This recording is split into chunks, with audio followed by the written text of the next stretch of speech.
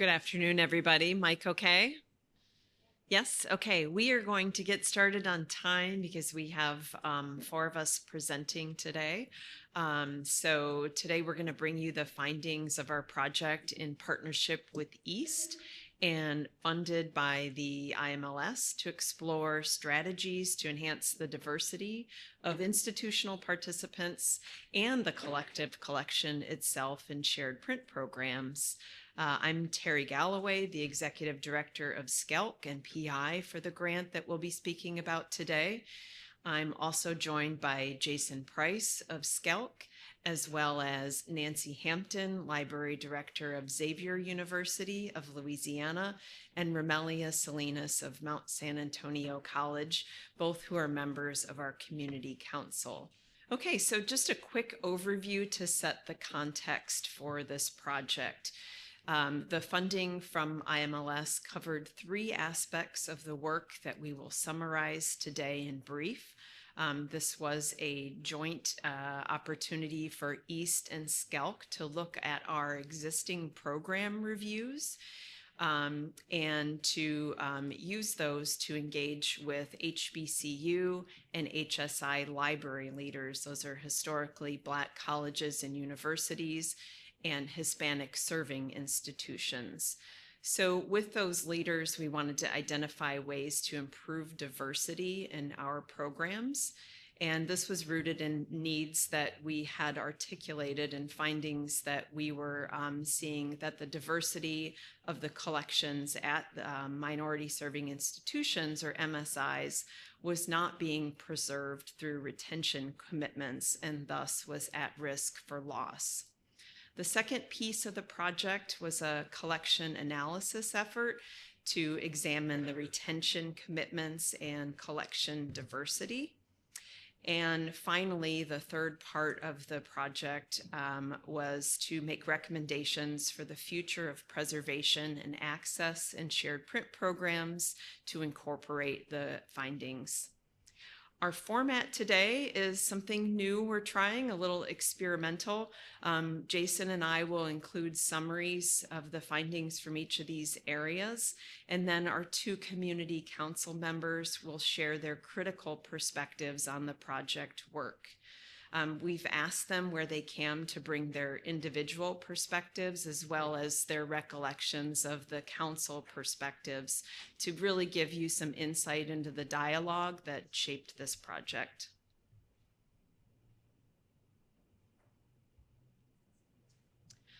So in our first area of focus, we looked at the value proposition of shared print for minority serving institutions. And critical to this work was looking at the value proposition for shared print programs, as well as designing solutions to overcome barriers to participation. So our approach has been to focus on how we could serve in the role of community builder and make sure that we bring additional compensated participants to assist in this critical decision making. So in this way, we formed a community council, which has provided an effective means of oversight and guidance on the work. I want to take a moment and acknowledge those leaders who could not join us today. Mario Asensio, Richard Bradbury, Vicki Coleman, Tracy Gilmore, Nancy Hampton, who's here with us today, Loretta Parham, Romelia Salinas, who's with us today, and Blanche Sanders. So through our program reviews, our work with the Community Council, and additional focus group discussions with other leaders from HSIs and HBCUs, we prepared a new solutions-oriented outreach strategy for bringing MSIs into the shared print community. We embrace a concept of identifying new benefits as important to include in our program outreach, and I'll just review some of those with you. We don't want to focus solely on preservation. Weeding and collection analysis are really important motivators for people participating in shared print. We wanted to highlight how knowing about the diversity of an existing collection could support student needs and be a feature for accreditation reports, as well as to demonstrate the value of a current collection to administrators. Shared print program analysis can be used to advocate, for example, for keeping physical space. We wanted to point out ways in which shared print program participation can increase the perceived value of the local collection, particularly by emphasizing the role of resource sharing in shared print. We want to highlight how participants will be contributing to the knowledge about designing services that are useful to MSIs and reflect the institutional values and needs. And finally, we wanted to use this as an opportunity to share how SPP, or shared print, participation helps build professional relationships with peers and focus on a cohort model of onboarding. We also looked at barriers. So through those mutual program reviews of SCELC and EAST, and discussion with the community council, we uncovered some barriers to MSI specific participation and then built strategies to identify or to address them through our onboarding efforts. First, we focused on the sharing of shared print, and what opportunities are currently available, if they were, through our programs, and future goals if we were not doing an adequate job with sharing. We wanted to reduce concern that resources will be overused or taken by other institutions. We wanted to provide details on the metadata and systems level services that shared print programs can offer, recognizing the limitations of staff, being able to do that in some of our smaller institutions. We wanted to give examples of the networking opportunities that having a cohort of HSI or HBCU libraries within a program could offer. We wanted to include additional materials that are suitable for a non-library leader to help with funding requests, and this is an ongoing need and not yet completed task. Those of you in this area probably understand the challenge of those types of materials. We want to focus on autonomy of institutions and making decisions about what to retain to really make sure that our retention commitment model is aligned with institutional priorities. And Jason will really dig deep into some of our collection analysis work to inform a new retention model. And finally, we want to include aspirational goals for seamless transfer of unwanted materials and possible linkages to digitization programs of the future. Okay, with that, I'd like to ask and invite Nancy and Ramelia to discuss this further. We've provided them some questions to share with you the community council perspectives as well as their own. So I'll step away, and I think Ramelia is going to talk to us first about the benefits and barriers that were reviewed in the program assessments and which ones most resonated with her. Thank you, Terry. One of the benefits that resonated with me was, well, it was listed on as a third one on the list. Sorry, I don't know. We could go. I don't know. Yes, thank you. So participation in shared print programs which is to increase the value of the local library collections by linking it to a wider network of libraries and researchers, effectively extending its reach and broadening the range of accessible resources to better meet user needs. This is especially impactful for libraries with rare or unique collections, which are often found in MSI libraries, as they showcase the role in preserving scholarly works by BIPOC communities, supporting equitable access, and ensuring that valuable resources are available for future generations. So I think for me, this is one of the benefits that most resonated with me. In regards, or in terms of barriers, I'd like to speak to the second one that was listed, which was, sorry, I think. Um, sorry, my things here is not. I just got this iPad, so I'm not sure how to use this yet. Sorry. um, okay. So the second barrier is reduce concerns that resources be overused by other institutions. Okay. In regards to this, the recurring theme raised by many of the community council members in discussions about shared print programs was the importance of transparency and clarity about expectations. What specifically will we be asking of MSIs as they join the shared print programs? Collections and MSIs are often curated with profound care and dedication to serve and honor their community. So concerns about potential overuse or loss of the resources are understandable, especially if they're underfunded. Having worked in an ethnic studies library myself early on in my career, I understand the strong commitment in preserving these collections for future generations. So a priority that remains, so this is very much a priority that remains for many MSI libraries. So without intentional steps to address this concern, this barrier may still limit some of MSI participations and shared print programs. Thank you. So with the same questions, I'll talk about the benefit that most resonated with me, which was that highlighting what we know about diversity in our existing collection could support student needs and be a feature for accreditation reports and demonstrate the value of the current collection to administrators.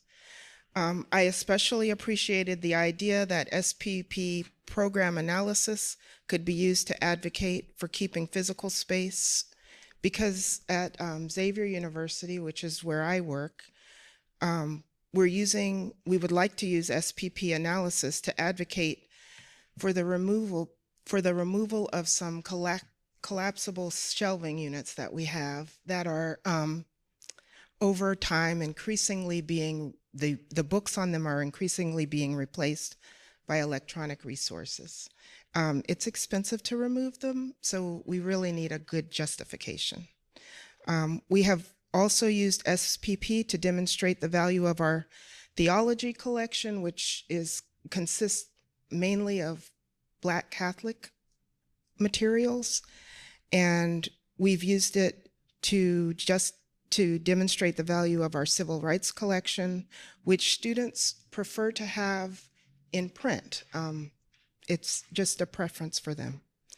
So in our meetings with Skelk and East for this project, I recall that some librarians expressed a need to have collaboration for the preservation of collections, including MSI collections, which for us need to be preserved for the reasons you mentioned, for prosperity and future generations.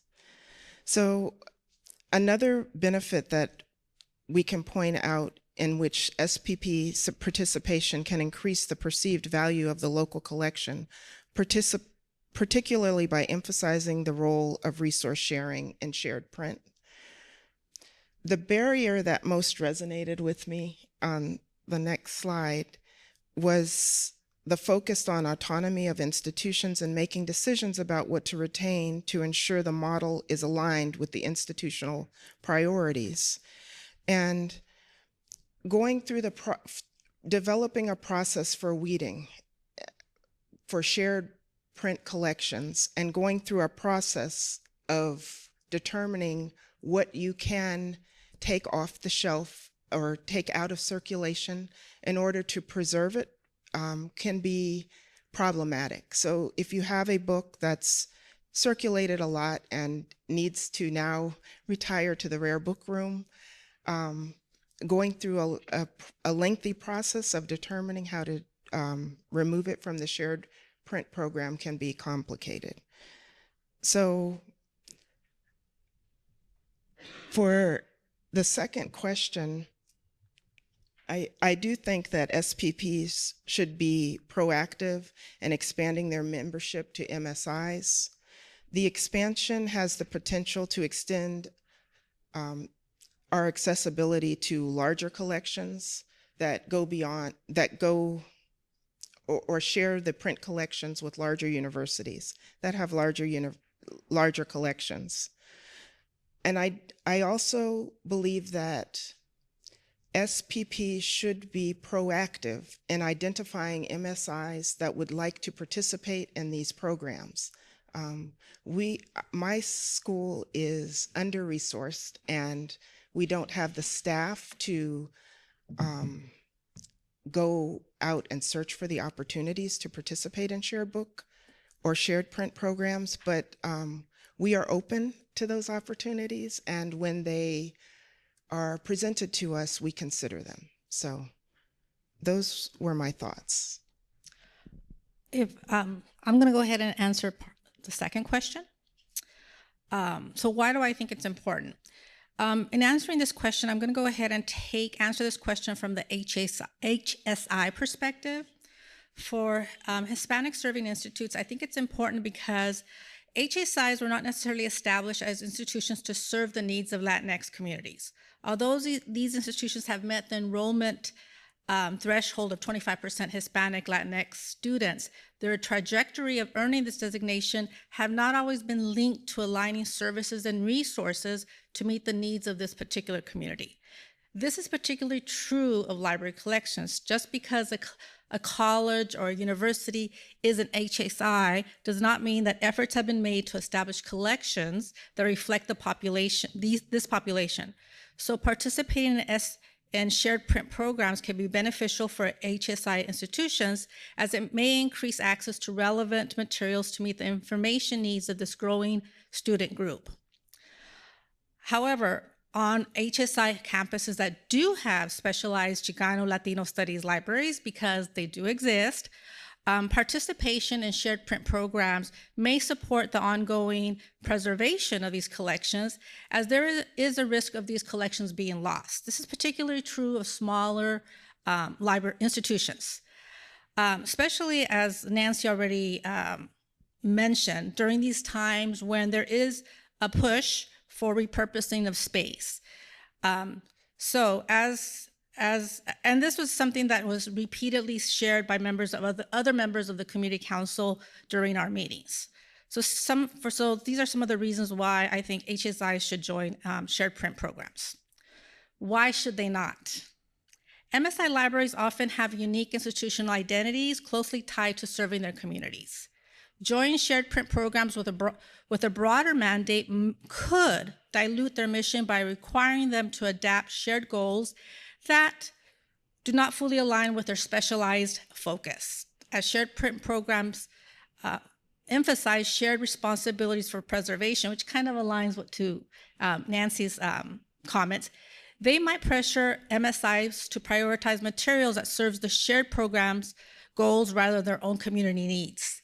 This could lead to conflict over collection development priorities, potentially pulling MSIs away from focusing on culturally relevant materials or programs that directly benefit their student population, which will ultimately undermine the development of their own collections. So there is a risk of potentially diluting the mission and identity of MSI library collections. Also, some of the specialized ethnic studies collections found in MSIs were established by student demands and protests dating back to the civil rights era.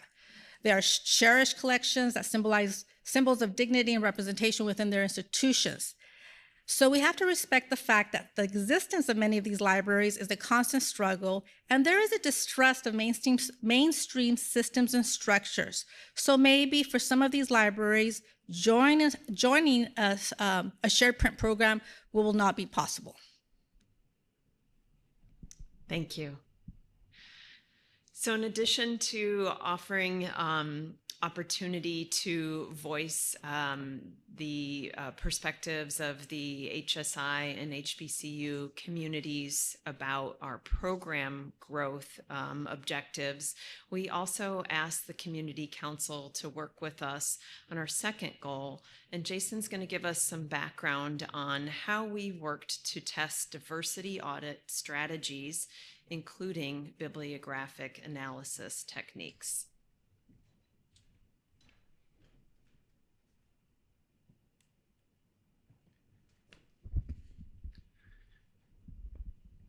Thanks, Terry. So we set out to improve on previous efforts to identify print books about minority communities within a library's print book collection. LC call number range approaches, shown across the top, tend to identify a large number of books about American communities of color in relatively narrow areas like history, languages, and literature in the D's, E's, F's, and P's. And they also include a majority of titles that are not really about the communities. Instead, we used a faceted application of subject terminology, or FAST headings, that are searchable within the Choreo Insights system to identify all titles that included African Americans, Hispanic Americans, or Asian Americans within at least one heading. These FAST headings incorporate a number of former headings as well. The second row of charts shows that FAST identified 50 to 90% fewer titles, but dramatically increased and broadened the LC ranges from A to Z.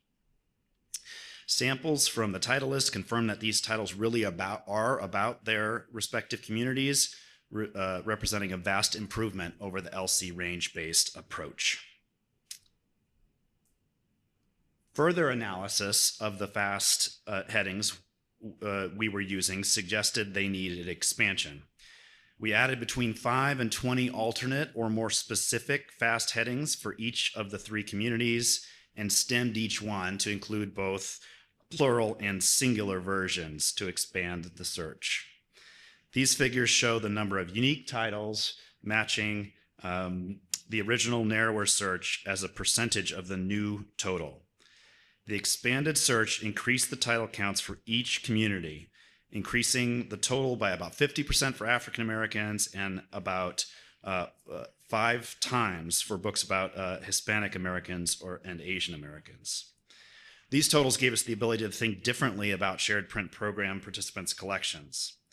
They made it possible to ask questions about the ownership of all of these books about these communities of color, at least the ones identified with this application of FAST headings.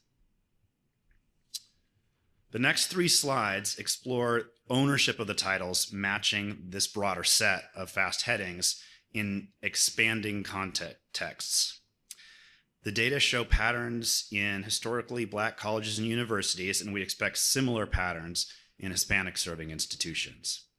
The top 3 bars in each graph figure feature the titles about African Americans held by each of 3 new HBCUs that are joining the East program, shared print program, as part of our grant. And the bottom bar shows the combined collections of the HBCUs that are already participating.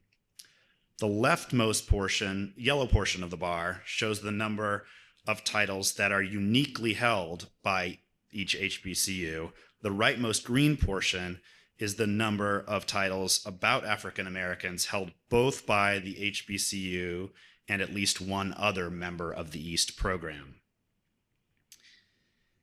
So in general, about 10 to 15% of the books about African Americans are uniquely held by the HBCUs.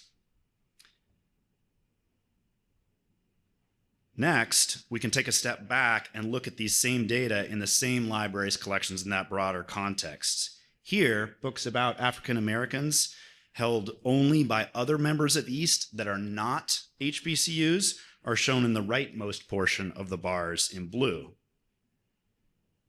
It was surprising to us, at least at first, to learn that the HBCU collections shown in the same yellow and green on the left contain only 15 to 30% of the books about African Americans that are held by at least one member of the East program. Or put it another way, a significant majority of the books about African Americans across East's 120 institutions are not held by any HBCUs.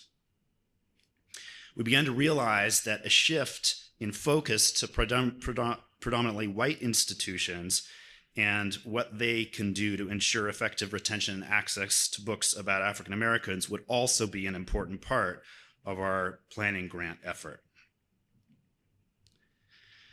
This last data slide, again showing the same data, but in an even broader context, provides a powerful perspective on the scope of the challenge, looking at all 265,000 titles in WorldCat that were identified as being about African Americans based on our faceted subject heading approach.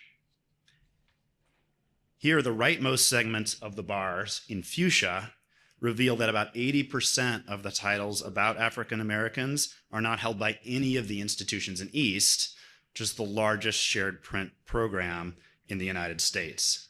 What's the status of those books? Are they owned and retained by members of other shared print programs? How many are at risk of loss?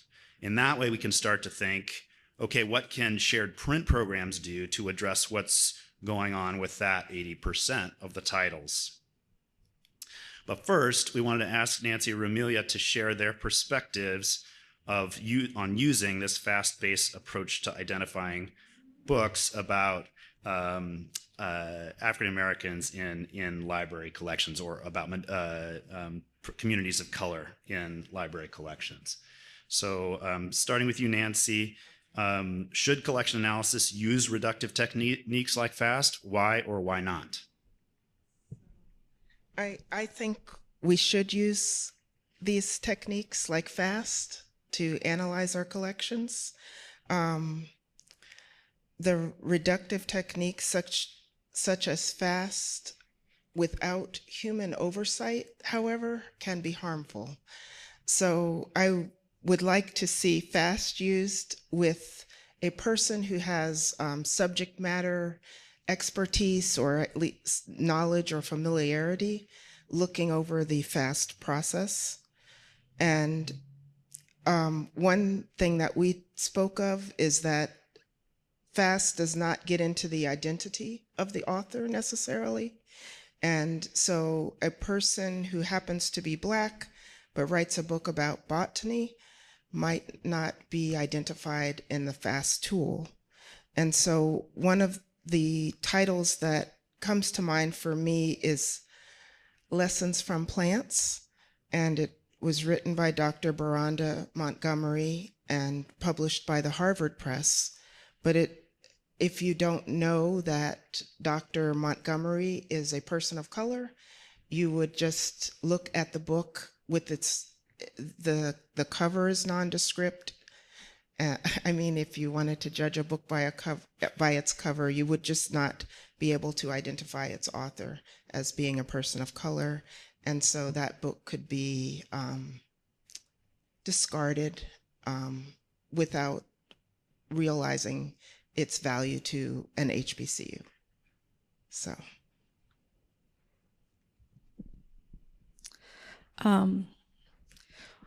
Why we should use it. I think there's two main reasons why FAST techniques should be used. And it's basically, for me, it's efficiency and scalability. Efficiency is that in analysis, obviously, and I'm not a cataloger, and I'm sure maybe I might say something that Jason says, no, you're wrong, but I'm going to go ahead and say it. Okay. So FAST, obviously, it simplifies complex subject headings, making it quicker and easier to conduct large-scale collection analysis when human resources are limited.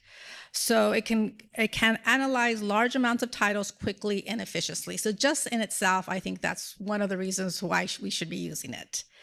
Scalability for resource-constrained libraries. Libraries with limited resources often lack the capacity for highly detailed subject analysis. FAST provides a more scalable solution for categorizing and analyzing collection content without requiring specialized expertise in complex classification systems. This is especially true for libraries that do not have expertise in areas like ethnic and area studies, which is particularly true for HSI libraries where librarians with relevant degrees or subject knowledge are rare. So those are the reasons why I think we should use FAST. Why not? One of the issues with using FAST for collection analysis is the loss of granularity. FAST nature may sacrifice details in subject headings. which can lead to overly broad or generic categorizations. For specialized collections like those found in MSIs, which are unique, they focus on cultural, historical, or specific disciplines, the loss of granularity can obscure the important distinctions and reduce the collection's depth, the analytical depth of a collection. So as Nancy already said, it's important that when we build these systems, to include people who have subject expertise when possible. For instance, one of the discussions we had during our community council meetings is to whether we include the subject heading Spanish American as part of the Hispanic fast search. The people, some of us didn't agree that should be part of that search. So there are various opinions on that. So who decides? Who makes those decisions? So those are the kinds of things that we need to consider when you do a search. What exactly are you searching, and who's going to be the one making those kind of determinations? And I think the other point I was going to make is Nancy's already mentioned about the loss of author identity as well. Thanks, Romea. So moving on to our last goal, which is related to recommendations around collection diversity research and reducing gaps in shared print programs, we can ask a new question. What can our shared print communities do to make all of the books about communities of color in America more available to MSIs specifically and to researchers everywhere? For example, we could ensure 100% retention of these titles, some of which fall out of the standard retention approach. We could also cultivate and share lists for voluntary commitments by any participating library. We could consider retaining more or even all of the copies of these titles across our programs. We could also focus on more on lending and access to increase the availability of these titles to all. And then a final idea is that we could focus on recruiting libraries that own the 80% of the titles that are not held in our programs, many of which would not be MSIs but would be PWIs as well, predominantly white institutions. So to kick off the discussion, we wanted to hear first from Romelia and Nancy. Which of these possible program initiatives would provide the greatest benefit for your institution or community, and why? Go ahead. Can I go first? Mm-hmm. Okay. Well, I think all of them are great. The one that I think would provide the greatest benefit to MSIs is considering retaining more copies. Many MSIs hold collections that focus on experiences, histories, and contributions of underrepresented communities. Shared print programs can play a critical role in safeguarding these unique materials and protect it for future generations, which I've already said that. But in light of current events such as book bans and the elimination of courses on critical race theory and ethnic studies in some states, retaining more copies of these works becomes especially important. Some of these books were published by small publishers, often with limited print runs, and no reprints, making them particularly vulnerable. By retaining and preserving additional copies, we can help ensure that these valuable resources remain accessible despite the political challenges they face today. And I would just agree with you 100%, but I think we should ensure that we save 100% of the titles that we have, and just to keep them for perpetuity. A lot of African American titles are published in low numbers, and we find that problem in our institution. There are so many books written by famous African Americans like Michelle Obama, or classic titles by James Baldwin, and they're in print. But then there are titles that are published once, and that's the end of it, and we can't get another copy. So I just would appreciate seeing 100% of the titles saved. Thanks, Nancy. And one of the things we've realized is that while some of these programs do that, that's a main focus, is to retain at least one copy of all the titles that are within scope. The scope is often goes into the past and doesn't include the more recent books. And so a lot of the 265,000 titles that we